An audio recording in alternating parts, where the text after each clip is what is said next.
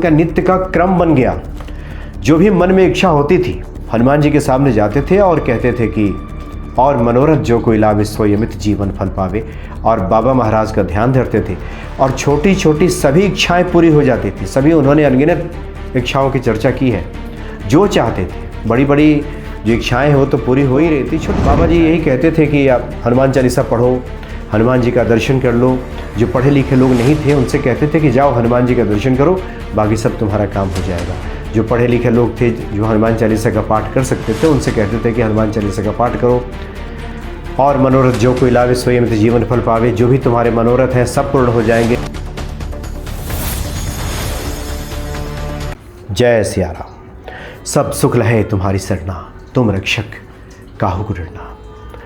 श्री हनुमान जी सर्वज्ञ हैं, यानी सब जानने वाले हैं, सर्वव्याप्त हैं, हर जगह उपस्थित हैं, सर्वशक्तिमान हैं, सर्व समर्थ हैं, यानी सब कर सकते हैं, क्षण भर में चीज़ों को बदल देते हैं। ऐसे सर्वशक्तिमान, सर्वसमर्थ, सर्वज्ञ श्री हनुमान जी की महिमा से हम परिचित नहीं हो पाते।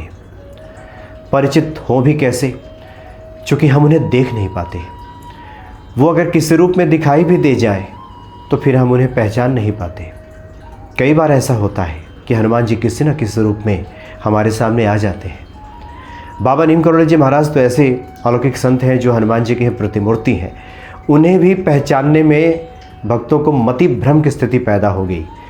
उन्हें वही जान पाया जिसे बाबा ने खुद के बारे में बताना चाहा, जनाना चाहा, नहीं तो लोग उन्हें नहीं पहचान पाए, मति भ्रम की ही स्थिति पैदा हो गई।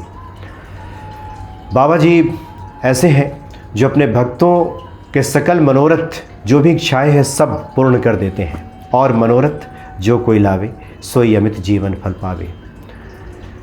अभी नवरात्रि का समय चल रहा है। जो लोग दुर्गा सप्तशती का पाठ करते हैं, माता की आराधना करते हैं, हम सभी पढ़ते हैं कि यम यम चिंतेत काम तम तम प्राप्नोति निश्चितम। मांगना तो दूर की बात है, जो देवी के भक्त होते हैं, महादेवी जिन पे कृपा करती हैं, माता के जो पुजारी भक्त होते हैं, उनके चिंतन में जो जो बातें आ जाती हैं, उनके मन में जो बातें उठती हैं वो सब देवी पूरा करने लगती हैं। मांगना तो बहुत दूर की बात है, क्योंकि वो सर्वज्ञ है, सब जानने वाली है। उसी प्रकार से श्री हनुमान जी के जो भक्त हैं, बाबा नीम करोड़ी जी महाराज के भक्त हैं, मन में विचार उठते ही मन में इच्छा जगी नहीं कि वो पूरी हो गई। कई ऐसे दृष्टांत हैं, कई ऐसे उदाहरण हैं। रवि प्रकाश पांडे जी बाबा जी के अनन्य भक्त, उन्होंने अलौकिक यथार्थ लिखा जिसका केहर सिंह जी ने उसके प्रकाशक हैं, और इसमें बाबा जी के बहुत से संस्मरणों की चर्चा की गई है। रवि प्रकाश जी ने खुद से जुड़ा एक संस्मरण लिखा है और ये बताया है कि एक बार वो कैंची के आश्रम गए हुए थे, हनुमान जी की भक्ति करते थे, बाबा की महिमा से भी परिचित थे, लेकिन बीच बीच में मानव का स्वभाव है, मति भ्रम की स्थिति पैदा हो जाती है। मन में इस तरह के शक पैदा होने लगता है, संदेह आ जाता है कि देखने में तो बाबा मनुष्य लग रहे हैं, लेकिन कहीं वो चले जाते हैं, कहीं से आ जाते हैं, कुछ भी कर डालते हैं, ऐसा कैसे संभव है।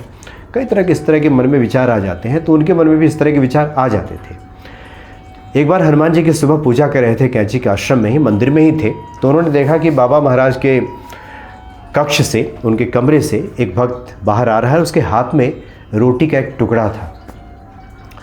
तो रवि प्रकाश जी ने उन भक्त से पूछा कि ये क्या है, तो उन्होंने कहा कि ये प्रसाद है। बाबा जिस पे कृपा करते हैं, बाबा जिस पे प्रसन्न होते हैं, तो कुछ भी खाने का भी कोई भी सामग्री उठा कर दे देते हैं। कई बार अपनी थाली से ही रोटी तोड़ के दे दिया, उनके पास जो फल रखा रहता था उसमें से कुछ उठा कर दे दिया। कई बार तो फल खा रहे हैं, आधा खाया वही दे दिया किसी को, जाओ तुम्हारा कल्याण हो जाएगा। तो ये रोटी का टुकड़ा बाबा ने दिया है और कहा है कि जाओ तुम अपने घर के सदस्यों को खिलाना, तुम्हारा कल्याण हो जाएगा, तुम्हारी मनोकामना पूरी हो जाएगी, इसलिए मैं जा रहा हूँ।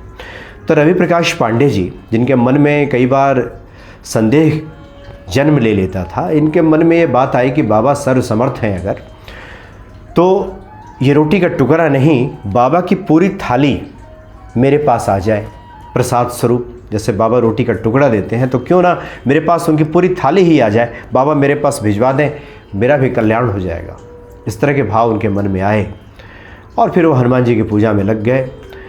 वो लिखते हैं कि आश्चर्य देखिए कि अगले दिन एक नैनीताल से भक्त आए हुए थे और रवि प्रकाश जी के पास पहुँचे और कहा कि एक कपड़े से ढक करके एक थाली लेकर के आए थे वो, और कपड़ा हटाया और कहा कि बाबा ने ये पूरी थाली आपके लिए भेजी है, प्रसाद स्वरूप, इसे ग्रहण कीजिए। बाबा की इस दयालुता, इस कृपालुता को देख करके वो नतमस्तक हो गए रवि प्रकाश जी, उनकी आंखों से आंसू आ गए और उन्होंने कहा कि ये तो बड़ी अजीब लीला है बाबा की, मन में हमने इच्छा की नहीं कि ये पूरा हो गया।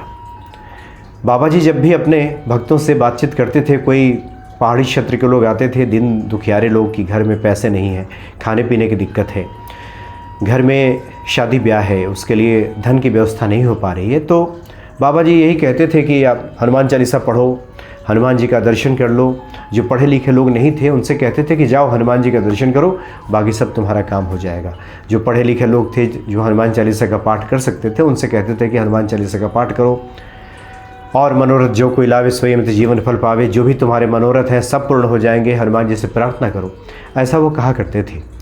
तो रवि प्रकाश पांडे जी के पास जब पूरी थाली बाबा ने भिजवा दी तो वो नतमस्तक हो गए, और उसके बाद वो लिखते हैं कि उनका नित्य का क्रम बन गया। जो भी मन में इच्छा होती थी हनुमान जी के सामने जाते थे और कहते थे कि और मनोरथ जो कोई लावे सोई अमित जीवन फल पावे, और बाबा महाराज का ध्यान धरते थे और छोटी छोटी सभी इच्छाएं पूरी हो जाती थी। सभी उन्होंने अनगिनत इच्छाओं की चर्चा की है, जो चाहते थे। बड़ी बड़ी जो इच्छाएं हैं वो तो पूरी हो ही रही थी, छोटी छोटी इच्छाएं, खाने पीने से लेकर के, घूमने फिरने से लेकर के, बाबा जी महाराज मुझसे मिल लें, मुझे आशीर्वाद दे दें, मेरे सर पे हाथ रख दें, ये तमाम तरह की इच्छाएं उनके मन में उठती थीं और सब बाबा नीम करोली जी महाराज पूरी कर दिया करते थे। बाद में वो लिखते हैं कि उन्हें ग्लानि होने लगी कि इतनी छोटी छोटी बातों के लिए हम बाबा को परेशान करते हैं, मन में हमारी इच्छा, लेकिन कहते हैं कि वो चाहते थे कि इस तरह की इच्छाएं ना उठें, लेकिन मन है, कई बार मन पे वश नहीं रहता, इच्छाएं उठ जाती थी और बाबा जी पूरा कर देते थे, और ये चलता रहा। उसके बाद उन्होंने अलौकिक यथार्थ में पूरे बाबा के बारे में वृतांत लिखा है, बाबा की दयालुता के बारे में, बाबा की कृपालुता के बारे में उन्होंने लिखा है कि जो कोई भी जीवन में परेशान हो, हनुमान जी के सामने जा कर के, बाबा जी के ही वचन हैं कि हनुमान चालीसा का पाठ करे, और नहीं तो कहे हनुमान जी से कि और मनोरथ जो कोई लावे सोई अमित जीवन फल पावे। प्रभु ये हमारी इच्छा है, ये मनोरथ है, और आप सर्वसमर्थ हैं, सर्वशक्तिमान हैं, आप कुछ भी कर सकते हैं। कवन सुकाज कठिन जग माही, जो नहीं होई तात तुम पाही, आप चाहें तो क्या नहीं हो सकता, इसलिए हमारे इस मनोरथ को पूर्ण करते हैं। तो अलौकिक हैं बाबा नीम करोली जी महाराज, और श्री हनुमान जी तो परम दयालु हैं, जो अपने भक्तों की सदा रक्षा करते हैं। भगवान शिव के ही अवतार हैं, तुरंत प्रसन्न हो जाते हैं और सब दे डालते हैं। जय सिया राम।